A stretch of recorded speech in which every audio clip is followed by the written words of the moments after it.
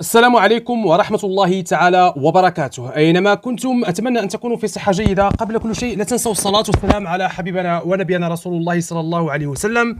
اليوم منتخبنا المغربي يفوز في بطولة كأس العرب أمام منتخب سوريا اللي أيضا قدم مباراة كبيرة، وهارد لك لمنتخب سوريا والقادم أفضل لمنتخب سوريا، ومبروك لمنتخبنا المغربي على هذا الفوز والتأهل إلى نصف النهائي. الشوط الثاني تحسن كثيرا منتخبنا المغربي.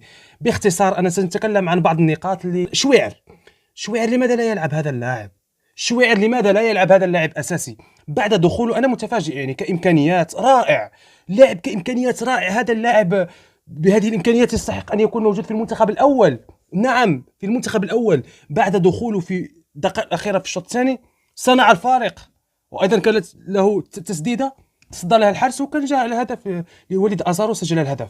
يعني الشعيوري يقدم مستوى كبير، لاعب مهاري، لاعب امكانيات رائعه. شوف تمريرات اللاعب، شوف رؤيه اللاعب في الملعب، لاعب ذكي ويعرف ماذا يفعل في الملعب. وبعد دخوله غير اشياء عديده بصراحه، يعني الهجوم اصبح اكثر قوه. وايضا بوغرين دخل في الشوط الثاني غير اشياء كثيره. ايضا بوغرين لاعب فنان، لاعب مبدع، ايضا يستحق ان يلعب اساسي. يعني شويعر وايضا بوغرين، يعني هادو في المباراة القادمة إن شاء الله في النصف النهائي خصهم يكونوا في أساسيين في المباراة. أيضا زحزوح قدم مباراة كبيرة، البركاوي قدم مباراة كبيرة. شوف المنتخب المغربي وصل إلى المرمى أكثر من مرة، لكن من يسجل؟ حريمات أيضا قدم مباراة كبيرة، أسامة قدم مباراة رائعة.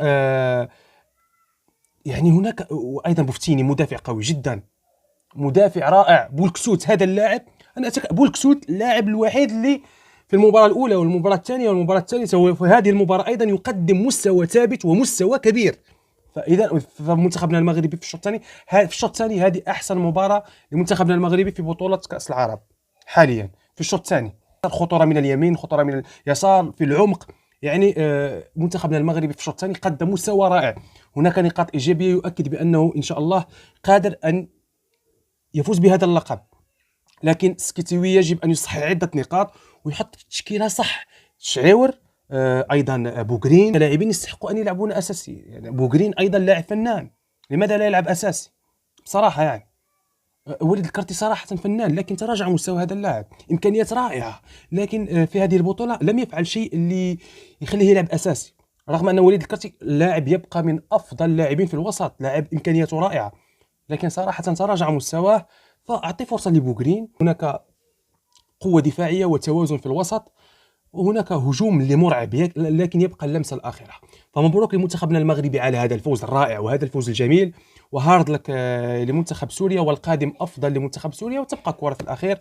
وبالتوفيق لجميع المنتخبات العربية، وهارد لك مرة أخرى لمنتخب سوريا، والقادم أفضل لمنتخب سوريا. وأحبكم في الله.